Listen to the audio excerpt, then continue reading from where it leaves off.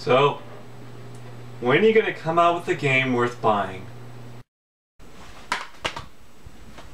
Hey, Impulse Cody here to talk about Uncharted with boobs, horrible Gears of War game, and hundreds of your hours gone. The game.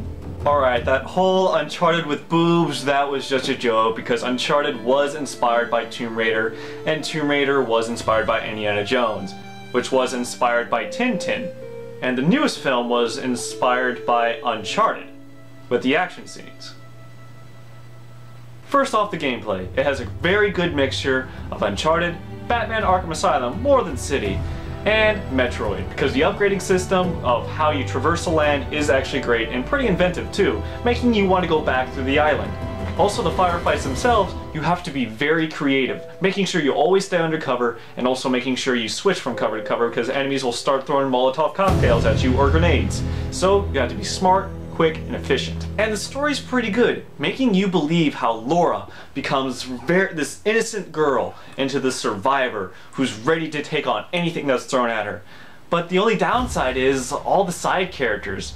All besides Roth are pretty boring, even the main villain. I mean, you have your stereotype nerd with a bitchin' tattoo, some tribal Hawaiian dude, whatever, he believes in spiritual stuff, and a strong, independent black woman. And when you have such a great developed character like Laura, all these other characters are boring, and heck, I even forgot to talk about the villain, because he barely does anything to Laura. I mean, it's mostly done to her friends, but he's just so boring, you just don't care. I'm gonna give the game an 8 out of 10.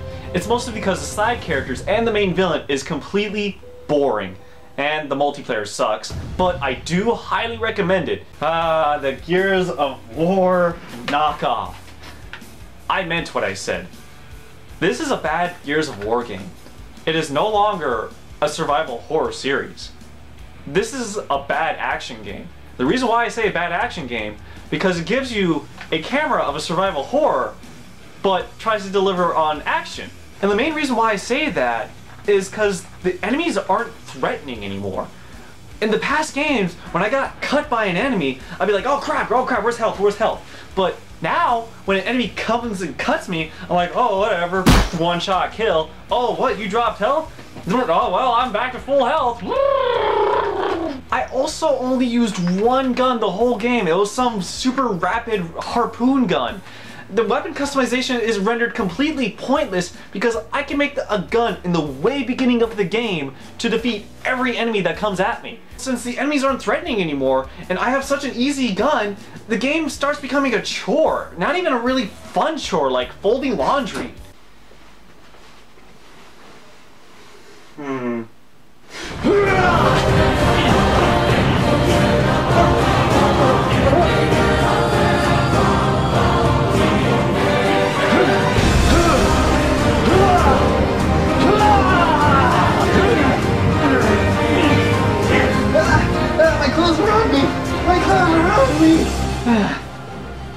Okay. It's good. Now it's time to immediately put them away. I would like to point out is that there was way too much standing at a door. If you're trying to make an action game, don't have it so where I have to wait for a door to open. I would rather have you just make me install the game onto the hard drive of my PS3 or Xbox 360 for 30 minutes so I don't have any of those annoying load times. So, maybe the story can save the game, but it doesn't. It has this horrible little love triangle that's so annoying and so horribly written that it just becomes a chore to watch that too. Oh, and Carver. He's good in the co-op missions, only story-wise. He should have never been in the single player campaign. Never been mentioned, never been seen, never anything in the single player campaign. Because all he does in the single player campaign is have his thumb up his ass most of the time. The final rating for the game is going to be a 4 out of 10. When Dead Space 2 fixed every single problem that I had with the first one, number 3 just creates unnecessary problems with both Carver, the story, and gameplay. And hopefully on the next Dead Space, there's going to be another one. They make it a full-blown action game and leave nothing of the survival horror, because apparently action games sell, sadly. And now on to Monster Hunter 3 Ultimate. I think I kind of let this game get the best of me.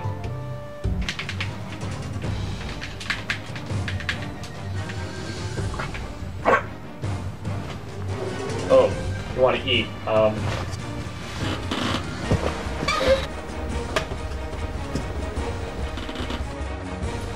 Oh, and you want to use the restroom too. You know what? Here's my keys. Take yourself out. This is actually my very first Monster Hunter game, and I'm glad I got it for the Wii U.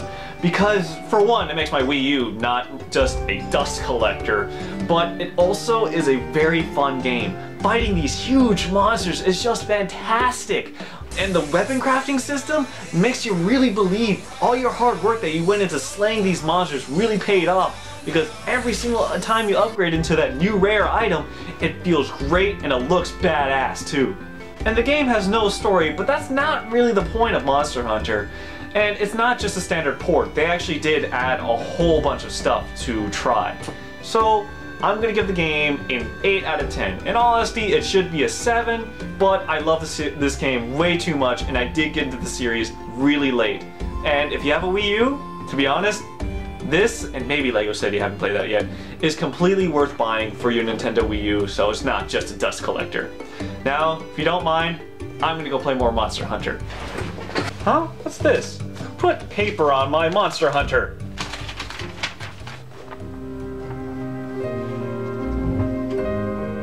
Oh my god. Howie, when did you learn how to write? Ah! Speak. Really? No, you're not supposed to be. No, you're not supposed to be in the shot. Speak. Speak. Speak. Speak. Speak.